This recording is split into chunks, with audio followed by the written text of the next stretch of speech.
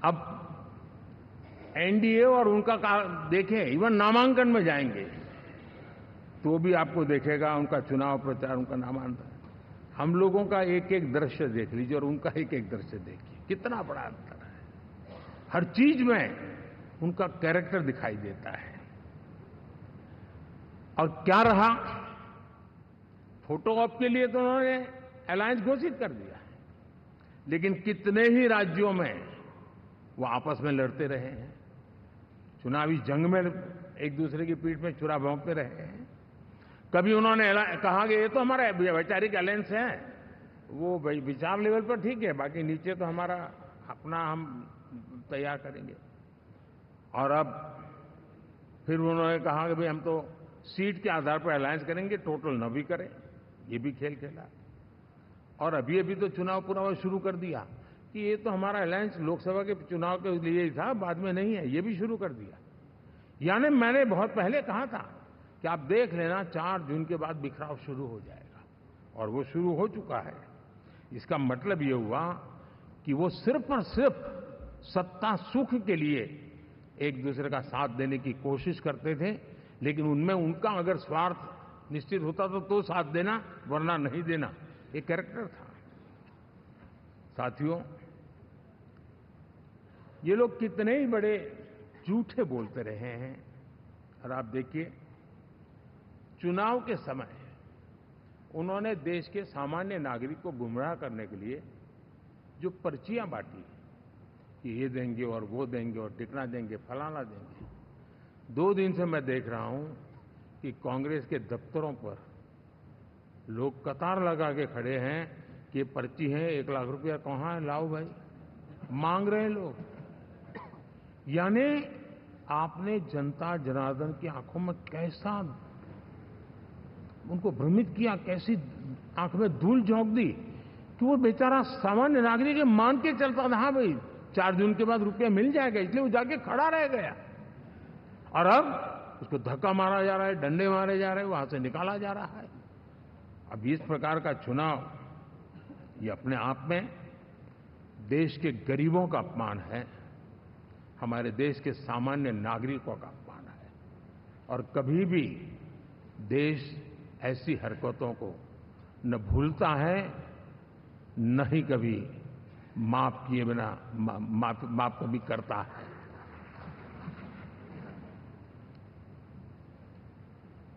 साथियों, हमारे लिए संतोष की बात है कि हम एक कमिटमेंट से काम कर रहे हैं। 10 साल में हमने 25 करोड़ गरीबों को गरीबी से बाहर निकाला है।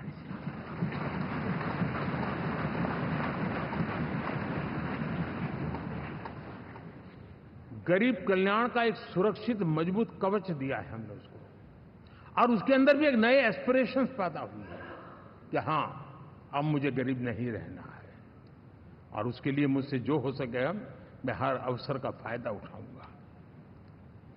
3 करोड़ गरीबों को घर,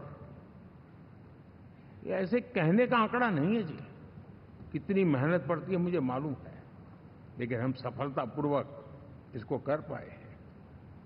4 करोड़ लोगों को दे चुके हैं, 3 करोड़ का हम संकल्प लेकर के आज से आगे बढ़ेंगे। यानी ये भी हिम्मत है कि 4 करोड़ देने के बाद जिन परिवारों का विस्तार हुआ है, जरूरत पड़ी है, और राज्यों की भी उसमें इच्छा है, 3 करोड़ नए घर बनाने का संकल्प। 70 वर्ष की आयु से ऊपर के व्यक्तियों को, नागरिकों को 5 लाख रुपए तक इलाज के लिए मुफ्त इलाज की व्यवस्था। मुद्रा योजना के तहत हमारे नौजवानों को कारोबार के लिए 20 लाख तक की उनकी बैंक से उनको लोन मिले, इसकी व्यवस्था। ये मैं समझता हूं कि वायदा हमारे तीसरे कार्यकाल की गारंटियां, सब मैं अभी बताता नहीं हूं, लेकिन इन गारंटियों के प्रति हम कमिटेड हैं और उसे पूर्ण करने के लिए हम कोई कमी नहीं रखेंगे।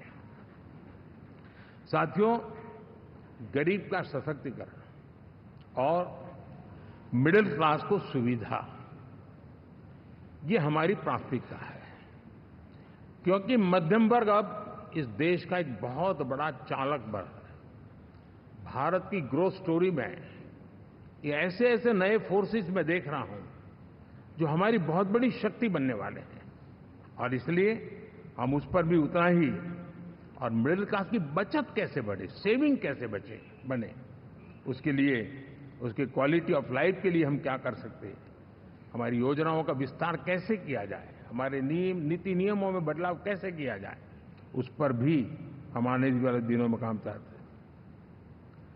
साथियों, पंचायत से पार्लियामेंट तक हमारी नारी शक्ति की सक्रिय भागीदारी, ये हमारा कमिटमेंट है। और हमने हमारे पिछले कार्यकाल में नारी शक्ति वंदन अधिनियम करके उस बात को हमने आगे बढ़ाया है।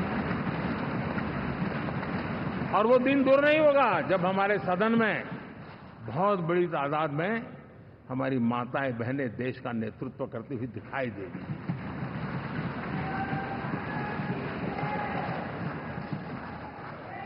इस पूरे चुनाव में हम सबसे ज्यादा महिला उम्मीदवारों को टिकट देने वाली पार्टी रहे हैं, ये हमारा कमिटमेंट है।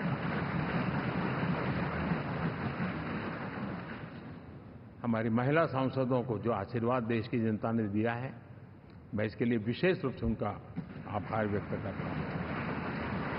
और साथियों, आपने देखा होगा G20 समिट में दुनिया के सामने एक विषय लेकर के हम बड़े आग्रह से गए हैं, और वो है empowerment of women, development of women. इन सारी बातों को तो हम परिचित हैं। हमने एक नया शिफ्ट किया है और हम G20 समिट से भी इसको आगे बढ़ा रहे हैं, विमेन लेड डेवलपमेंट।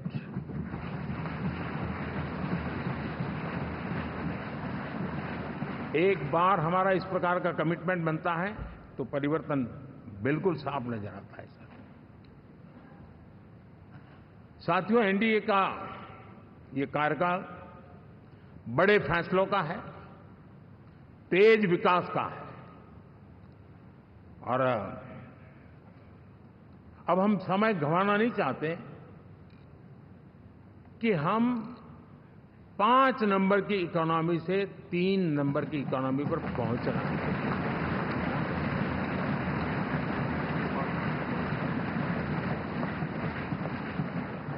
और ये खाली 5 और 3 का आंकड़ा नहीं है, उसके कारण जो अर्थव्यवस्था का कद बन जाता है, वो सामान्य मानवी की आशा आकांक्षाओं को पूरी करने के लिए सरलता बढ़ जाती है।